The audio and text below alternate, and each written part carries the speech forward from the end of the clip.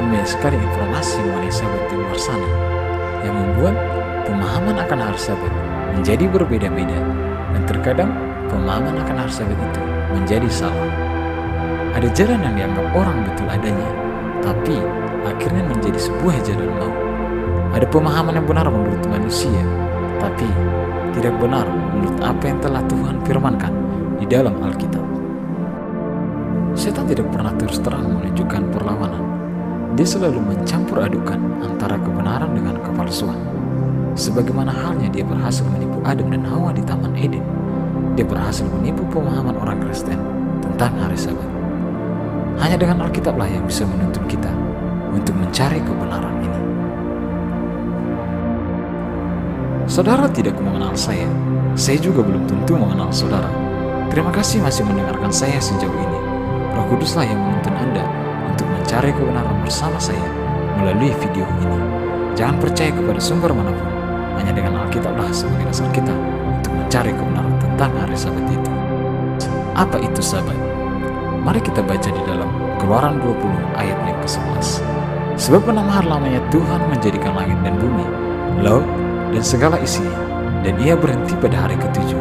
Itulah sebabnya Tuhan memberkati hari Sabat dan menguduskannya. Lalu mari kita baca di dalam Keluaran 31 ayat 17. Antara aku dan orang Israel, maka inilah suatu peringatan untuk selama-lamanya. Sebab 6 hari lamanya Tuhan menjadikan langit dan bumi, dan pada hari yang ke-7 ia berhenti bekerja untuk beristirahat. Mari kita baca di Kejadian 2 ayat yang ke-3. Di sana dikatakan, lalu Allah memberkati hari ke-7 itu dan menguduskannya, karena pada hari itulah ia berhenti dari segala pekerjaan penciptaan yang telah dibuatnya itu.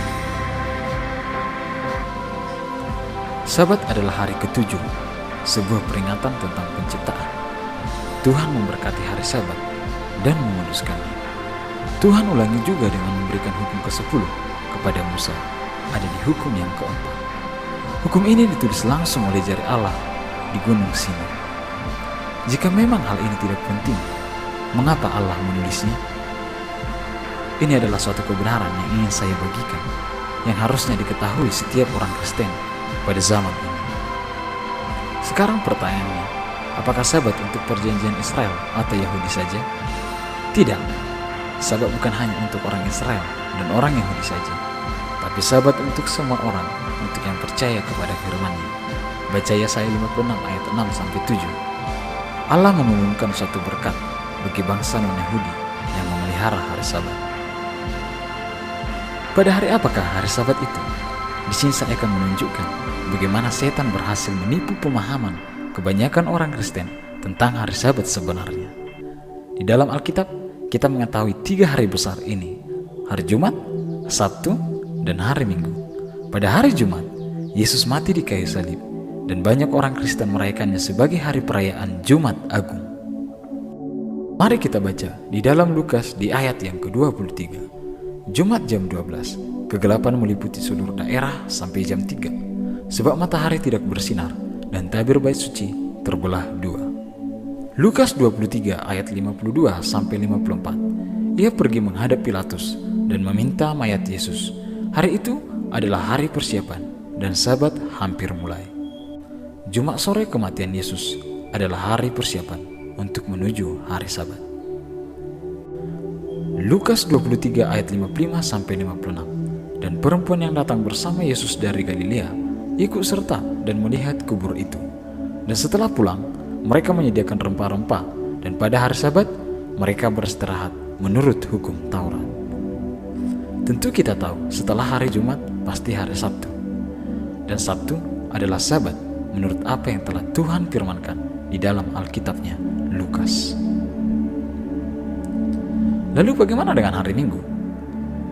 Baca Matius 28 ayat 1. Setelah hari Sabat lewat, menjelang menyingsingnya fajar pada hari pertama minggu itu, pergilah Maria Magdalena dan Maria yang lain menengok kubur itu. Jadi kita dapat melihat bahwa Minggu adalah hari pertama, bukan hari ke-7, dan Minggu adalah hari kebangkitan Yesus dan bukan hari Sabat. Sabat adalah suatu hari yang seharusnya kita kuduskan karena Allah dan Yesus menguduskannya. Dan sebagai bukti, Yesus juga beristirahat di dalam kubur pada hari Sabat. Pengudusan Sabat masuk ke 10 hukum Taurat yang ditulis langsung oleh Allah di Gunung Sinai. Mari kita baca di Yakobus 2 di ayat yang ke-10. Di sana dikatakan, apabila kita melanggar hukumnya, bahkan satu hukum, kita akan dipandang bersalah atas seluruh hukumnya. Lalu kita akan buka lagi di 1 Petrus 2 ayat yang ke-21. Tuhan mengajak kita untuk mengikuti jejaknya, dan tidak seorang pun menyangkal bahwa Yesus memelihara hal Sabat selama hidupnya. Kesalahan yang kita lakukan sekarang tidak lepas dari kebiasaan orang tua dan tradisi kita sebelumnya. Tetapi Tuhan mengajarkan supaya lebih menghormati firman-Nya daripada tradisi dan kebiasaan yang salah. Sekarang pertanyaannya kepada kita adalah, apakah kita mau mengikut kebiasaan dan tradisi yang sudah ada? Atau kita berani mengambil langkah yang berbeda untuk tetap mengikuti firman-Nya? Baca di Yohanes 14 di ayat yang ke-15. Jikalau kamu mengasihi aku, kamu akan menuruti segala perintahku. Di akhir kata, saya mengucapkan terima kasih karena masih mendengarkan saya sejauh ini. Ketika kita belajar tentang satu kebenaran, di saat yang sama, setan melipat gandakan usahanya untuk mengalihkan fokus kita mempelajari firman-Nya. Berdoalah agar Tuhan selalu menuntun kita dalam mempelajari firman-Nya. Carilah kebenaran itu bagi dirimu sendiri. Tuhan memberkati. Jika saudara tertarik bagaimana setan berhasil mengubah perbaktian Sabat menjadi Minggu, saya akan mengirimkan saudara sebuah e-book.